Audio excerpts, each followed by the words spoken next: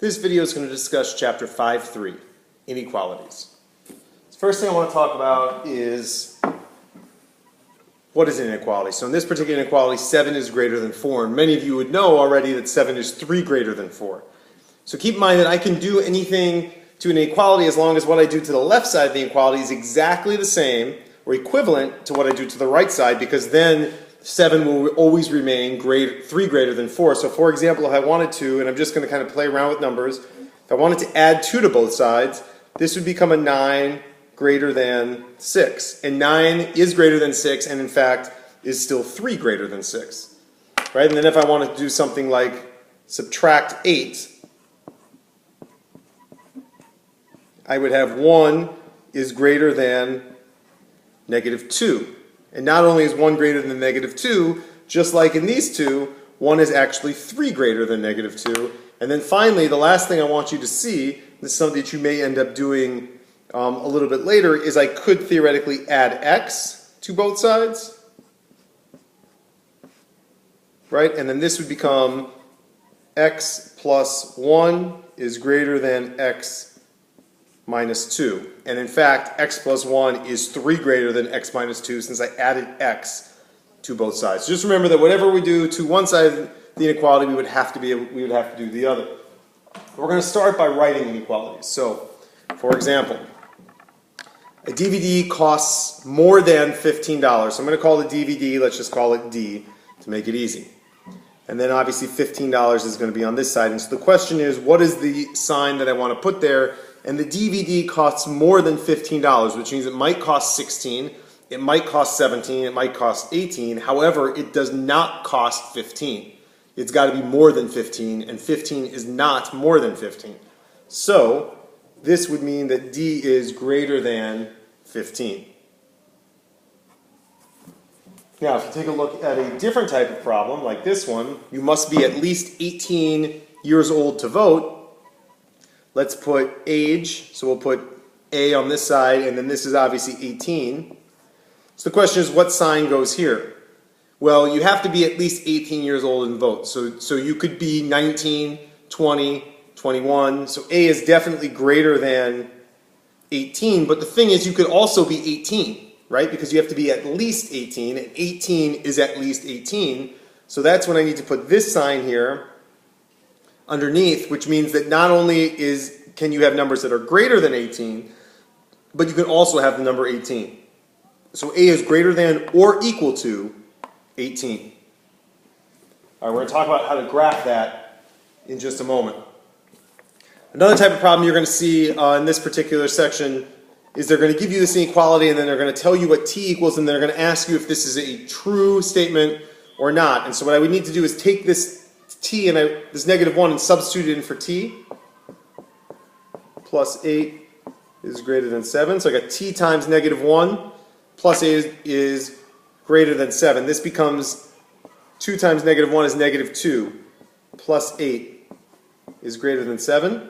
Negative 2 plus 8 is 6. So 6 is greater than 7.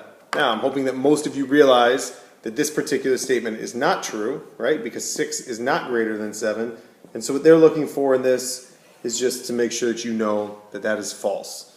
That 2t plus 8 is greater than 7 is not true if t equals negative 1. Now there are numbers I could substitute in for t that would make this statement true, and we're going to deal with that much later. But for now, we're just looking for, is it true? Is this statement true if that's what t equals? All right, then let's talk about how do you graph. So I'm taking a look at A is greater than negative 2. And so remember, there are two things that you really got to worry about here, and that is, when am I using an open circle and when am I using a closed circle? Okay, and so the open circle is used for when things are less than or greater than, whereas the open circle is used for less than or equal to and greater than or equal to. And so the easiest way to remember is if you can think back to when you were younger and your teachers had number lines all around the room, each number often had a dot on it. So there'd be a dot here, a dot here, a dot here, a dot here, and each of those dots basically represented negative 4, negative 3, negative 2.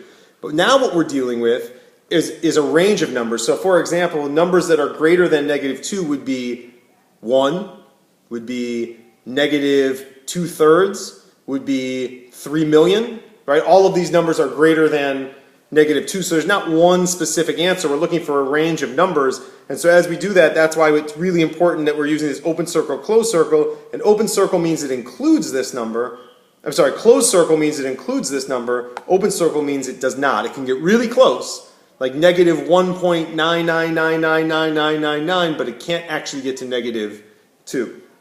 And so because this symbol is this one, this is going to be an open circle on -2. Right? You want to make sure it's a very obvious circle, and then this is going to be, I'm going greater than, so I'm going to shade it this way. Right? And then just make sure that you have the arrow so that we know that this goes on forever. Right? Because all these numbers, I mean all the way up to 1 million, 2 million, 3 million, all these numbers are greater than -2. All right, and then finally, we're going to work in the reverse. So what happens when you get the graph, and now you need to name the inequality. So we're just going to call the variable x, since everybody loves x. And then obviously we know that number 1 is going to be an important number, since that's where that dot is. And so because this is a closed circle, I know that this is either going to be less than or equal to, or greater than or equal to. And so the question is, which one is it? And if you look at the way that it's shading, you've got numbers like 1. So this is my 1, so I got 2, 3, 4, 5. All of these numbers are greater than 1. And because it's closed circle, it includes the number 1. So x is greater than or equal to 1. Right, we're going to talk about a trick that some people have learned, and it works as long as you have the variable on the left side. But if you think about this as being x is greater than or equal to 1, my arrow goes this way, right? So it's kind of like that. Right, and obviously same thing worked on this problem. My arrow, if I were graphing this, goes this way, and as you can see, goes there. It would work both ways when you do that. But we'll talk about that shortcut later, because there are some ways that you may get kind of mixed up doing that. So that's all we got for inequalities. Please don't forget to do the problems on the bottom of the page. Thanks for watching the video, and I'll see you in class.